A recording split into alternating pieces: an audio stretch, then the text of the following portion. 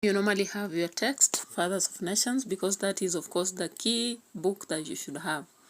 Now, there is this excerpt that I hope you've gone through just at the beginning of the text, chapter 1. Remember the caller? Yeah, so is that Professor Kimani? A male voice in the line asked. Professor Kimani did not respond. Hey, I heard you pick up, said the voice, already irritated. No? So I know you are there. Look, I have an urgent message for you. Now that excerpt goes up to this part whereby we are seeing Professor Kimani saying, cocky educated Nigerian. Yeah? Then I asked for your name. Who are you? Oh, that. Let's just say I'm your guide, the man said. I mean, your real name. He heard the line die suddenly from the other end. As I told you, this excerpt must have a lot of, styles. You can see the styles here are very open. Even conversation is coming in. The onomatopoeia is coming in very well. We have idioms. Yeah, so an excerpt is not just picked randomly. Now you can see in this excerpt we have words like irritated, impassable, acquaint. Now you can be asked the character traits of Kimani or the caller. Yeah, the stylistic features, of course, are very many. Thematic concerns here are very many. So even the mood or attitude of either the caller or Kimani can be asked here. Yeah, or the tone. And a grammar question can come around. And then you can tell us what had happened before or after. That is the arrival of those visitors in different wings. And I hope you understand those different areas. And you understand the time that Kimani had arrived, what he had done just before he picked. He never just picked the call. Then after you can be able to tell us who was called next. Yeah, after that. And what were the instructions, right? Yeah. So remember such things when you're giving information before or after, you have to give us something in relation to time, reaction, action, maybe such things. Then even after, get such stuff that will guide us. Excerpt that has been commonly revolving around in many papers, I hope you know. And this is an excerpt that comes from when Fiona Mackenzie is conducting an interview. It may start earlier or here or later. Then answer my question. I see I totally misjudged you, Miss Mackenzie. He had seen a lamb, vulnerable. Now he saw a lioness, dangerous. I thought you were a proper good-mannered journalist. Instead, I just see one of those fire eaters who confuse journalism with bad manners. Or it may start where they are saying, I'm sure, all right, which means you will now follow me. This way, please. Yeah, so it can start anywhere. But remember that part has a lot of styles. No wonder we pick that for an excerpt. And it goes sometimes up to, all right, Dr. Folabi, now you think through your book and give me an example, a specific example on which way Omega agrees with your book. Yes, I can. Or there is this part where, yeah, you can talk about the ending. Yeah, there is this, the excerpt can end at this part where Miss Mackenzie was explaining something and saying, Miss Mackenzie, was there something else you wanted us to talk about? She slapped herself on one cheek, as if to punish herself. Yeah, I was beginning to ramble on, wasn't I? Enough, now then. And it ends that, could you give me some background? What will be the heart of the debate? So it can end any of those parts. And then, of course, your questions will be what happens immediately before the excerpt. You will have styles. Either you will have to comment on them, which means you give the style and give the illustration and sometimes function. You can be asked to give themes, and there are very many here. You can be asked to depict or show the portrayal of Mackenzie or Afolabi. You can be told to give the relevance of this meeting to the other aspect later in the text, you can also be asked to explain what happens after the excerpt. And so you should be familiar with that part of the text so that you know, for example, the background of Mackenzie. You should understand the writing, the book that Afolabi had written, why he was invited. You should also understand the summit in general. You should have information about how Fiona managed to, how she was dressed as she was following this man. And, you know, all those details are very important, by the way, as a student, for you to answer questions of the plot questions. For styles, we have so many. Rhetoric questions are there. Just ensure the question is not answered by anyone. Dialogues are there. That is one good thing about Fathers of Nation. We have similes, in this part metaphors, we have irony. But don't run to irony before you answer the rest of the styles. On character traits, you know Mackenzie is informed, knowledgeable, tactical, observant, outspoken, frank, professional, inquisitive, remorseful, while Afolabi is temperamental, judgmental, defensive at this part, and so many other character traits, right? Then you should understand why Afolabi is defending, has come to this summit. Like, why is he supporting Way Omega? Who made the Way Omega itself? Why does he want them to adopt themes? You see, there's a lot of aspects like governance or leadership, education, aspect to do with the professionalism, the role of journalists, and identity, and so many other things. So get deep into that, and I hope you now know the second excerpt we picked here. Another very important excerpt starts with what the donors did to Tuni, was to gang up on Africa. You remember the part where Kimani is eating out with Tuni and the wife? Professor Kimani said before he took a lick of his ice cream, he and his daughter were cooling off at some low-end restaurant in central Nairobi. That excerpt can go and end at the part where we are saying, however, since they are not lawmakers, they only broke the laws, nothing more. Now MPs do more. They break the law and legislate that breach as the new law. That's what I mean. Or we also have Kimani's part, whereby he has just come into the university and he's creating changes. That part can be picked. If we move away from that, it can be that night when even the accident itself, when people are watching the accident has happened and they don't know what to do, you can also have that part. And you can also have that part whereby we've had Kimani attacking Walomu. You remember the way he got into his office and then they fought, and then the repercussions come later.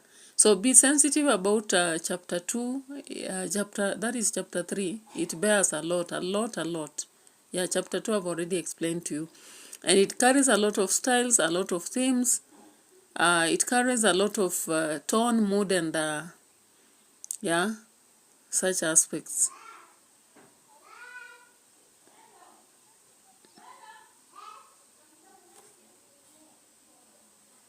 So talking before someone interrupted. I hope you've interacted with this excerpt. It's a common one. Why do you want to steal my wife? The word I used is marry. You prefer steal.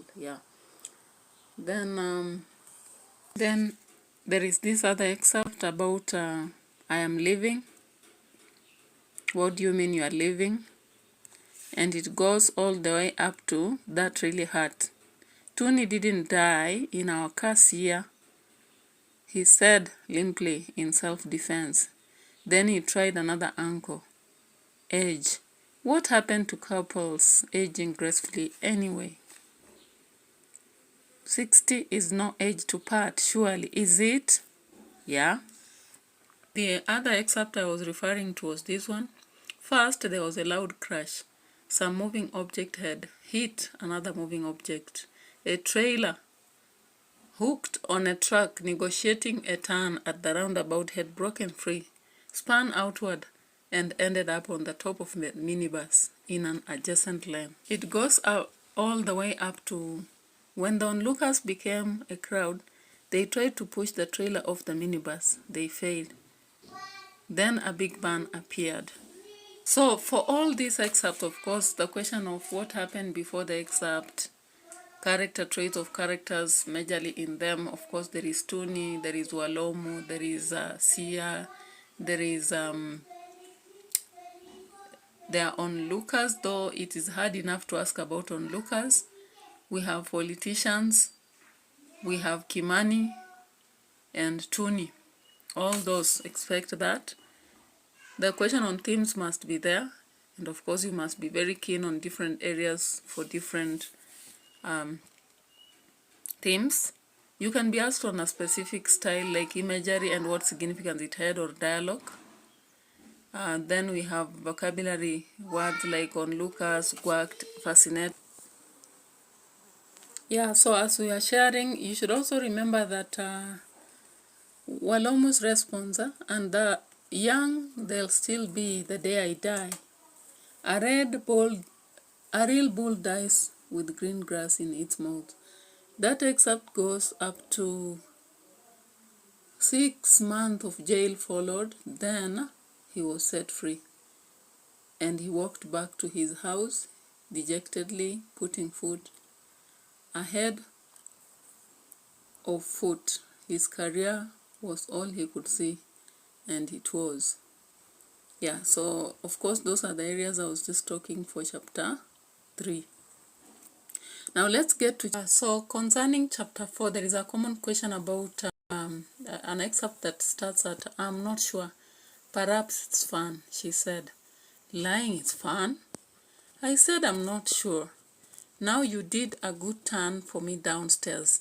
They say one good turn deserves another. So in return, can I tell you something?" It goes up to, "Are you happy now, Dr. Folabi?" He did not answer. Another excerpt starts at this part of Mr. Robert Manley, chief of the bureau, met her at the main entrance. Then he led her up 2 flights of stairs, trim and tanned. He looked even younger than his youthful 40 years. Yeah, the excerpt goes on up to this part of she heard the youth compliments, yet to relish it inwardly, and therefore completely she pretended she did not. This was why she raised a totally unrelated question. The important excerpt in chapter 4 is on the youth formed immediately after lunch. He had interesting material he thought she ought to see at once. He said, "So, could she please come over?" She went. The excerpt should end at somewhere. She stretched out a hand and petted it. "What does it do?" she asked. Now let's get to chapter 5, which I'll end at, though the predictions are still on and on up to the end. So when you look at chapter 5, you can have such an excerpt on, "Then on hearing her name called, she changed course and started running toward the man who had called it. 'Femio,' she hollered." Then it ends at, "Pamela, what do you want me to do?" "Tell them they can't stay." Yeah, so that excerpt ends there. Yeah, I forgot this one when I was dealing with chapter 4. Never mind who I am, just put her down.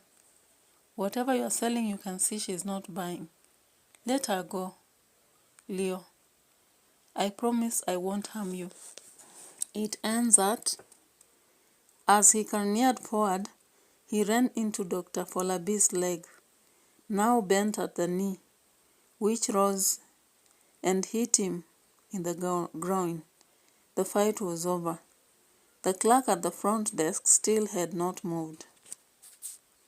Down here, Dr. Folabi had tossed in his bed sleeplessly for nearly an hour before he finally dozed off. Now, only minutes after, the phone on his bedside table was ringing. He answered it. "Is that you, Dr. Folabi?" asked a female voice on line. It answered. Dr. Folabi went and confronted him. "Your guests are having a fight over there," he pointed. "That's bad for the Simmons image, is it not?"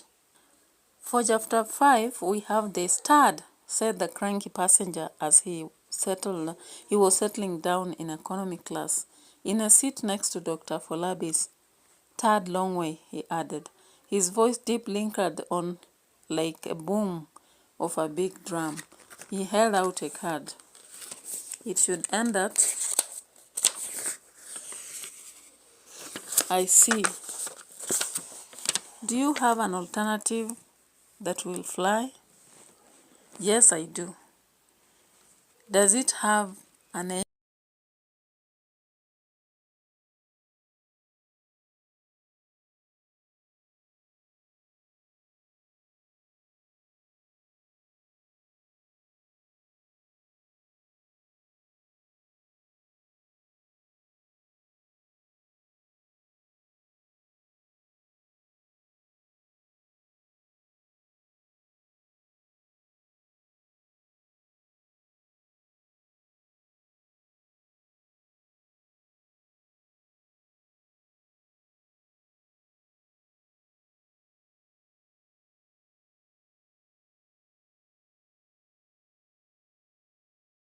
I hope you're doing well. The KCC has now started, and I had been really going through a lot of tasks and my health also.